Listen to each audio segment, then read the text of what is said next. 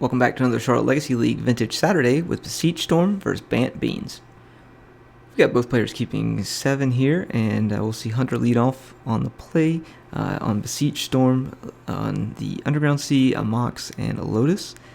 And he's got a pretty good start here for Vintage. You'll have to excuse me that I don't know very much about the format. I'm still learning it as we go. But he gets the Ancestral Recall off from Ryan, and let's see if he's just going to storm off and get there. So, did draw, looks like a Soul Ring, a Dark Ritual, a Mana Vault, and there's a blue card in his hand that it looks like Force Negation maybe? So, play out that Soul Ring as well, so good start for him. Oh, it looks like he has a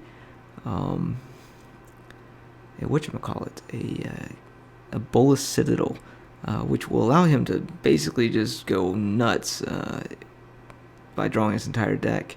But it looks like Ryan's going to Force Will that, pitching a Dig Through Time, and we'll see a pass over to Ryan for his turn 1. A lot of cards were played in that first turn for the Beseech deck, and that's pretty good. So we'll play a Wasteland from Ryan, and then a pass back over to Hunter. Looks like he's going to draw. No idea what he drew.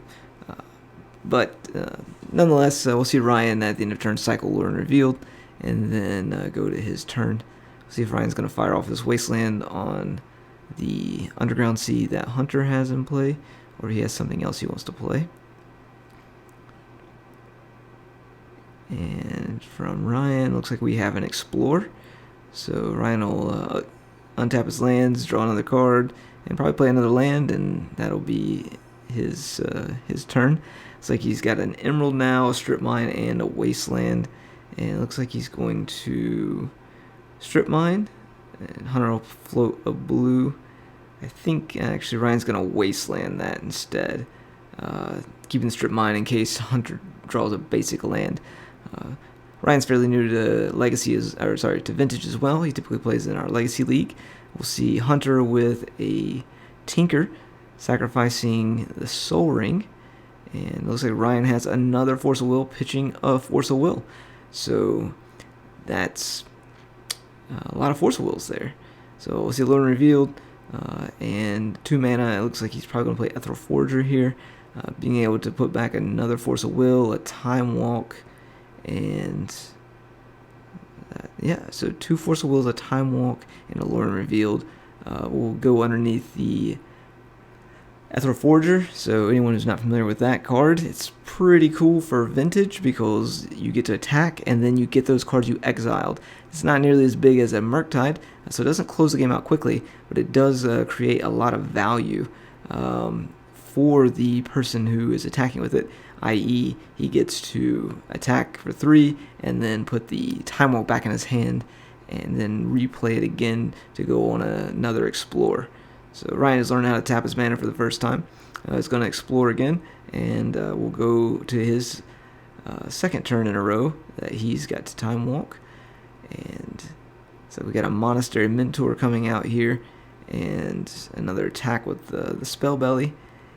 And they found some tokens for Ryan, and he got a Force of Will back off of the Ethereal Forger as well, and a pass back over to Hunter. See if he can do anything. He takes the damage off of that Mana Vault. We'll see a Demonic Tutor from Hunter. He does know that there is a Force of Will in Ryan's hand with another blue card, and that'll trigger the Mentor as well. So Ryan's pretty much in control of this game. He can almost hardcast Force of Will here. He will get that back. I wonder if he drew a blue card or not. So Force of Will back into Ryan's hand. And it does look like he has another blue card in case he needs to play another Force of Will. Hunter's going to pack it up. We'll see you in game number 2. If you've been enjoying our content, please be sure to like, subscribe, and leave a comment below.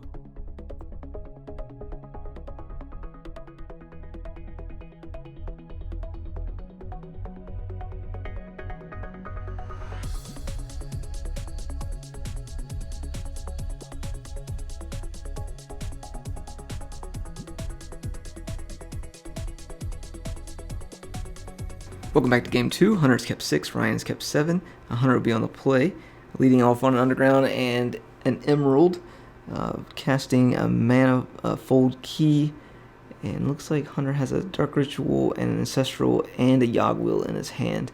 See if Ryan's actually going to force a will this one. He does not again, so Hunter gets to draw 3 cards. Man, that's a good spell for 1 mana. I think it might be one of the best 1 mana spells out there. Especially in that particular cycle where you could have gained 3 life, make 3 mana, deal 3 damage, or draw 3 cards. I think I covered all of those. I don't know, let me know what you think. If you think a Healing Solve is better than Ancestral Recall, we have a debate going ourselves. There's a Collector Oof to completely shit on Hunter's Knight, since he's sitting with a whole bunch of artifacts in play and only 1 mana. So he's going to lead off on a Dark Ritual, and I believe Ryan's going to say no thank you sir by pitching a Gush to a Force of Negation. See that exiled, untap, and a draw. We're going to start slapping hands here in just a minute with that Collector Oof. A Wasteland to bury Hunter a little bit more.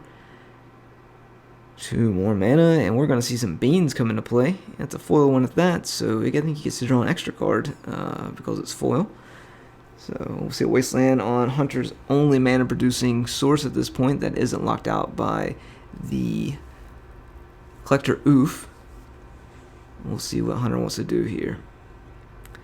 It's like he draws a Saga but chooses not to play it. I guess if he doesn't have any mana to put into it, it doesn't really make any sense for him to have it.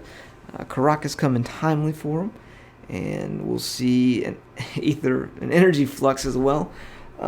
So with the Energy Flux, all those have 2 colorless mana on upkeep to pay for, or they get sacrificed.